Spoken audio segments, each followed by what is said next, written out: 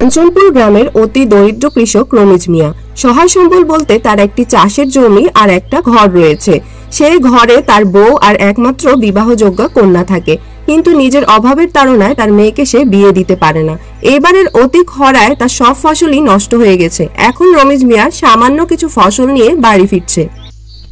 গিন্নি, ও গিন্নি, এক গ্লাস পানি দাও তো।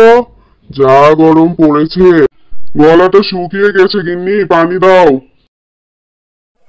নাও তোমার পানি। আজকে যা গরম পড়েছে।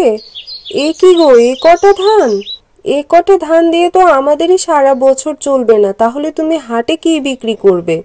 ঘরে যে একটা বিবাহযোগ্য মেয়ে আছে, সেদিকে কি কোনো খেয়াল আছে তোমার?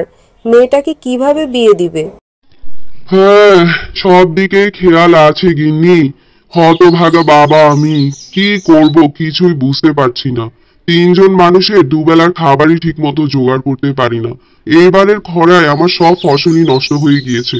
ভেবেছিলাম এবার ফসল বিক্রি করে মেয়ের বিয়েটা দিয়ে দিব, তাই একটু বেশি পরিমাণে আমি ফসল লাগিয়েছিলাম, কিন্তু আমার ভাগ্যটাই খারাপ। দুঃখ করে আর কি হবে? তুমি হাত মুখ ধুয়ে এসো, আমি খাবার দিচ্ছি।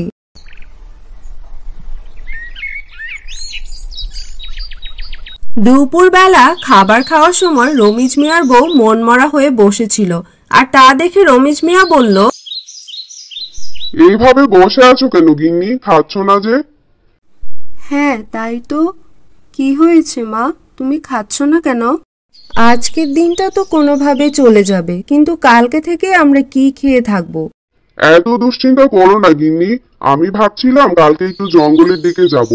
এত খরায় জঙ্গলে কিছু গাছ হয়তো শুকিয়ে গেছে, সে গাছগুলো কেটে খড়ি বানিয়ে বাজারে বিক্রি করব ভাবছি। তাহলে আমাদের কটা দিন একটু নিশ্চিন্তেই কেটে যাবে। তুমি এত দুশ্চিন্তা করো না, খেয়ে নাও। হ্যাঁ, আর জঙ্গলে গিয়ে বাঘ ভাল্লুকের পেটে যাওয়ার বাকি। মা তো ঠিকই বলেছে বাবা, তোমার জঙ্গলে যাওয়ার কি দরকার? না রে মা, কিছুই হবে না, তোরা অযথাই দুশ্চিন্তা করছিস। তুমি কি আর কারো কথা শুনবে নাকি? তোমার যা ইচ্ছা তুমি তাই করো, আমি আর তোমাকে কিছুই বলবো না।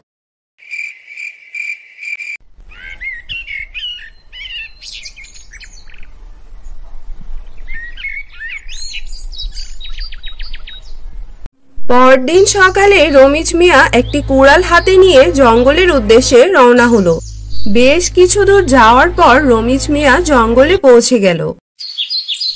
জঙ্গলে তো চলে এলাম, কিন্তু এত বড় বড় গাছ কাটা তো আমার পক্ষে অসম্ভব।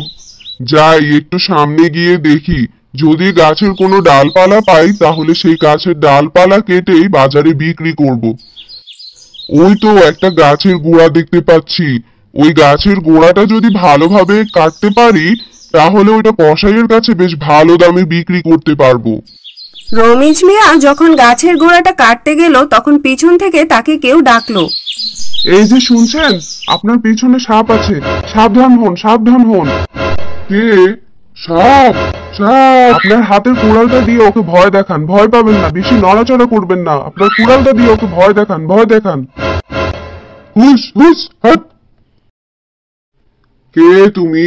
আমার প্রাণ বাঁচালে। এই যে আমি ব্যাং। ব্যাং? তুমি আজকে আমার প্রাণ বাঁচিয়েছো। বলো তুমি আমার কাছে কি চাও? যখন দরকার হবে তখন চেয়ে নিব। ঠিক আছে, চলো আমি তোমাকে আমার বাড়ি নিয়ে যাই। ঠিক আছে, চলুন।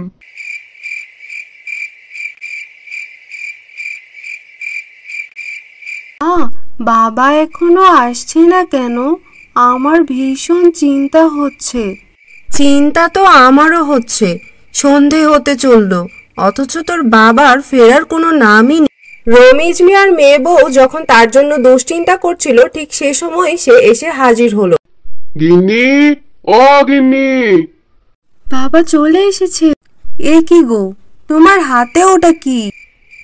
এই ব্যাংকটা আজকে আমার প্রাণ বাঁচিয়েছে গিন্নি। আজকে আমি এই ব্যাংকটার জন্য অনেক বড় বিপদের হাত থেকে বেঁচে গেছি। এই যে ব্যাংক, শুনো, এ হচ্ছে আমার গিন্নি আর ও হচ্ছে আমার একমাত্র মেয়ে। আপনি বলেছিলেন আমি আপনার কাছে কিছু চাইলে আপনি না করবেন না।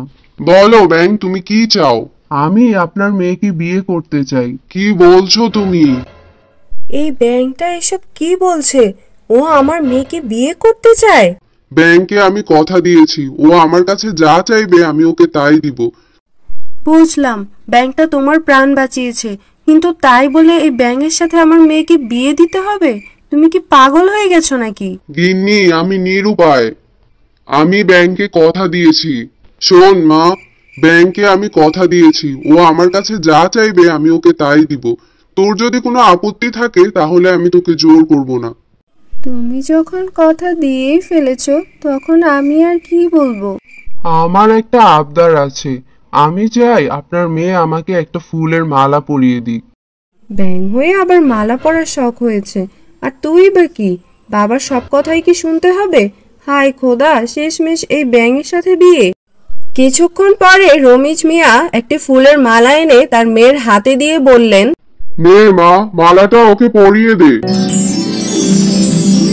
এ কি, কে তুমি? আমি চন্দনপুর রাজ্যের রাজপুত্র। এক দুষ্ট তান্ত্রিকের অভিশাপে আমি এতদিন ব্যাঙ হয়েছিলাম। তান্ত্রিক অভিশাপ দেওয়ার পরে আমাকে বলেছিল, কোনো মেয়ে যদি স্বইচ্ছায় আমাকে স্বামী হিসেবে মেনে নিয়ে আমাকে ফুলের মালা পরিয়ে দেয় তবেই আমার এই অভিশাপ কাটবে। আজ আপনার আর আপনার মেয়ের জন্য আমি আবার আমার আগের রূপ ফিরে পেলাম। চলুন, আপনারাও আমার সাথে আমার রাজ্যে চলুন। তারপর রাজপুত্রের সাথে মেয়ের বিয়ে দিয়ে রমিজ মিয়া সুখে শান্তিতে বসবাস করতে লাগলেন।